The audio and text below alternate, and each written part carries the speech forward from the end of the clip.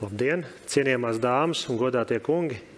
Prieks jūs redzēt gan klātienē, gan otra pus ekrānam. Paldies Puķkungam laikam par izaicinājumiem, mēs tagad zinām mazliet labāk. Mans vārds ir Jevgenijs Ivanovs, un es mazliet pamēģināšu ieskicēt tomēr arī tās iespējas. Pašvaldība ikdiena visnotaļ ir raiba un izaicinoša, un viens no pašvaldību interesēm, protams, ir vairot un audzēt nodokļu maksātāju skaitu. Jo tas ir avots gan investīcijām, gan arī dzinuls investīcijām. Inovācijas ir svarīgas arī jūsu iedzīvotājiem un, protams, skatoties uz demografisko līkni un tās, protams, tendencēm, mēs saprotam, ka cīņa par iedzīvotājiem kļūs aizvien asāka. Un ja mēs nerūpēsimies par šo resursu, tad skaidrs, ka mēs viņus zaudēsim. Pašvaldības, uzņēmumi un iedzīvotāji. Ļoti svarīgi ir visi trīs šīs ķēdes posmi, lai veicinātu attīstību lokālajās kopienās. Un mēs, kā finanšu nozare, esam partneriem blakus, lai palīdzētu šos mērķus sasniegt. Dažās no jomām mēs redzam atsevišķās pilsētās jau modernizācijas piemērus, kā piemēram komunālie pakalpojumi, kur gan atkritumu pārstrādē, gan energoefektīvā siltuma ražošanā, gan arī ūdens apgādē mēs redzam investīcijas efektivitātē, kas ļauj ne tikai samazināt CO2 izmešus, bet arī ietaupīt iedzīvotāju maciņus.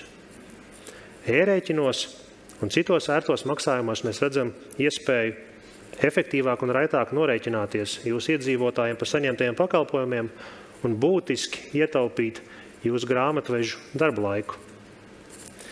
Savukārt atjaunojamā enerģija mūsdienās vairs nav tikai mārketings, bet gan būtiska neatkarības vajadzība un atbildīga pieeja resursiem. Viens no labiem piemēriem, ko šodien gribēju pieminēt, ir Savspils siltums, kas parāda plānveidīgu ilgtermiņa mērķtiecīgu plānošanu. Uzņēmums vairāk kā 10 gadu laikā plānoja izmaiņas un pārmaiņas savā darbībā investējot, un mēs redzam, ja 12. gadā gāzes izmantošana bija vairāk kā puse, tad veicot mērķtiecīgas investīcijas šodien, tas sasniedz pavisam niecīgu daļu. Un varbūt pozitīvā ziņa tas, ka šodien tiek izmantot vietējie resursi, kā mize, koksne un saules enerģija, kas ļauj vasaras laikā nodrošināt ūdeni bez kurināmā, bez atkritumiem un bez dedzināšanas, tātad pavisam neradot CO2 izmešus. Protams, tas prasīja investīciju, drosmi un kaut kādā veidā apņēmība gan no vadības, gan arī no pašvaldības, tā teikt, vadītājiem. Svarīgi mūsdienās, man liekas, saprast, ka gan mums finanšu nozarei, gan arī pašvaldībai ir svarīgi būt tur, kur ir jūsu iedzīvotāji, kur ir jūsu klienti. Un es gribētu minēt dažus piemērus šodien, kur ir svarīgi jūsu pakalpojumus sniegt tur, kur ir iedzīvotāji. Kā piemēram, vēl šodien mēs redzam piemērus, kad pašvaldība komunālajie pakalpojumi izsūta savus rēķinus papīrā vai arī pievienoja to e-pastā.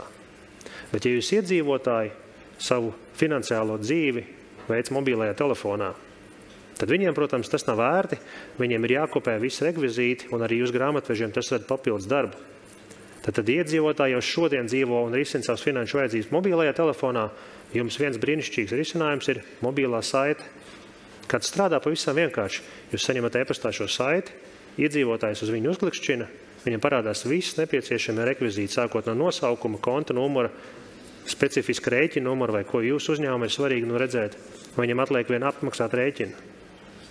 Tas, kas ir ieguvums pašvaldībai, ir ātrāk rēķina apmaksa, jo to viņš var veikt pusdienas laikā, minūtes laikā. Protams, ja viņš saņem pielikumā, viņš to nedarīs, viņš atliks un vai no aizmirsīs vai apmaksās kaut kad vēlāk.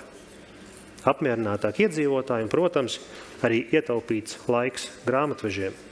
Kas svarīgi, tad šo pakalpojumu saiti var izmantot gan pakalpojumu sniedzēji, gan arī tirgotāji. Savukārt, ja jūsu iedzīvotāji savu ikdienas finanšu dzīvi pavada nevis mobilā telefonā, bet pie datora, tad labākais risinājums ir e-rēķini. Tur jūs klienti var veikt savu finanšu apmaksu un rēķinu apmaksu uzreiz internetbankā. Šodien mēs redzam, ka aizvadītā gadā vairāk miljonu iedzīvotāji tieši veic rēķinu apmaksu internetbankā ar e-rēķinu palīdzību un 90% tiks samaksāts tur. No tiem 94% tika apmaksāti automātiski vispār neveltotam laiku, un jūsu finanšu partners tikai paziņo 3 dienas iepriekš, lai jūs zinat, ka šis rēķins tika apmaksāts. Un, protams, ir klienti, kur nav ne mobilajos, nedz arī datoros. Tad tur mēs paliekam pie vecā labā e-rēķina vai e-komercijas, kur jūsu klienti vai no jūsu portālos vai aplikācijā var apmaksāt jūsu rēķinus, un tur viņiem ir brīva izvēle vai veikt to norēķinu karti vai e-maciņu, kas mūsdienās aizvien vairāk attīstās kā Google Pay un Apple Pay. Tad visas 3 iespējas ir svarīgi jums piedāvāt jūsu klientiem, lai jūs būtu tajā vidē, kurā ir jūsu klienti. Tas pats arī svarīgs, manuprāt, ir finanšu nozarei. Un par dažiem labiem piemēriem, kurus šodien varētu pieminēt, kā piemēram atkrituma apsaimniekošanas nozarē uzņēmums Clean Air vai ZAO, kur arī ir ieviesuši šos e-rēķinus, lai nodrošinātu klientiem ērtāku rēķinu apmaksu. Diemžēl man jāsaka, salīdzinoši ļoti neliels skaits šobrīd Latvijā izmanto šos e-rēķinus, kur pretī Lietuva un Igaunija mums ir atkal vismaz pagaidām vēl priekšā, bet Igaunijā liels dzinuls bija pašvaldība un valsts iesaisti šo e-rēķinu ievirzē, un šodien e-rēķini šajā valstī ir pašsaprotama lieta.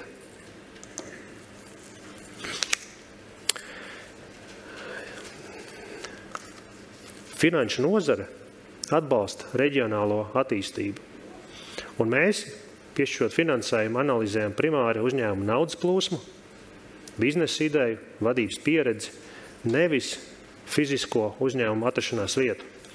Saprotams, runājot ar uzņēmējiem, viņi primāri skatās darba spēka izmaksas, energoresursu pieejamību un cenu, un tikai pēc tam varbūt atrašanās vietu. Aizvadītā gadā apmēram 40% no visu finansējumu tika piešķirt ārpus Rīgas, tātad reģionos. Un tur ir svarīga gan uzņēmuma pieredze, gan arī darbības virziens. Mēs esam finansējuši gan jaunu uzņēmumu attīstību, gan esošo uzņēmumu efektivitāti un konkurētspējas paaugstināšanu. Varbūt labs piemērs arī ir mūsu pašu darbībā, kur mēs savus zvanu centrus jau vairāk gadu garumā esam izvietojuši ārīgā. Gan Liepājā, gan Ventspilī, gan Valmierā, redzot apmierinātību gan no darba devēja puses, gan arī no darba ņēmēja puses, jo Rīgā šī darba spēka konkurence rada savus izaicinājumus. Labs piemērs, manuprāt, ir Liepāja, kur, ja jūs izveidojat pievilcīgu vidi, tā pati no sevis rada sniega bumbas efektu. Un Liepāja, veicot virkni strateģisku investīciju, gan ostas izbūvē, gan dzelzceļā, gan infrastruktūrā, mūsdienās redzam, ir kā tāds magnēts skandināvu investoriem. Un pēc tam, kad šie pirmie soļi ir veikti, tad šī reputācija runā pat par sevi. Un tas atkal ir piemērs plānveidīgā ilgtermiņa investīciju ambīcijai no vadības puses pašvaldībā. Tagad pārējot pie citas Latvijas reģiona, gribētu pieminēt uzņēmumu Avoti, kas ir viens no modernākajiem kokapstrādes uzņēmumiem Baltijā un ražo masīvu koku mēbeles no Priedes. Uzņēmums ir kā piemērs, kā piesaistot finansējumu uzņēmumu attīstībā ne tikai palielināja konkurētspēju, bet arī radīja iespēju piesaistīt labāku darba spēku. Jo, protams, arī darbinieki skatās, pie kāda uzņēmuma jāstrādā, kāda ir uzņēmuma misija, kāds ir uzņēmuma ražošanas iekārts. Tas palielina konkurētspēju arī šajā. Un šodien jau pieminētā siltināšana, manuprāt, tā būs liela tēma, ejot uz priekšu, un aizvien tās nozīmība palielināsies. Augstās ziemas dienas mums atgādina, ka siltināšana nav tikai ilgtspējas jautājums, bet arī ekonomiskais ietaupījums gan uzņēmējiem, gan arī iedzīvotājiem. Aizvadītā gadā kopā visā Latvijā mēs nosiltinājām apmēram 150 daudzdzīvokļu ēkas, bet, lai sasniegtu šodien pieminētos klimata neutralitātes mērķus, nepieciešams gadā nosiltināt ap 1000 ēku. Tur vajadzīgi ir gan pašvaldība iesaiste, gan apkalpojošo uzņēmumu domāšana, gan arī finansējums. Te ir karte ar pilsētām, cik te katrā mājā, katrā pilsētā ir nosiltināts mājas, bet šiem veiksmiem stāstiem ir ļoti būtiska arī pašvaldības iesaiste. Kā piemēram, viens no labiem piemēriem atkal ir Olainas pašvaldība, kas palīdz sagatavot šos siltināšanas projektus. Tad ir vairāk vajadzīgi kaut kādi dzinuļi, gan finansējuma pieejamībā, gan biedrību iesaistē, gan arī pašvaldību tādā atbalstā. Labie piemēri, ko šodien arī vēl varbūt gribētu parādīt, ir Jelgava, Sigulda un Olaine, kur veicot siltināšanu energoietaupījums ir no 60 līdz pat 80%. Un siltināšana, kā mēs saprotam, tā ir ilgtermiņa rūpe par jūsu īpašumu. Reāls ietaupījums gan iedzīvotājiem, kas pie mūsdienu dzīves dārdzības ir liels ieguvums.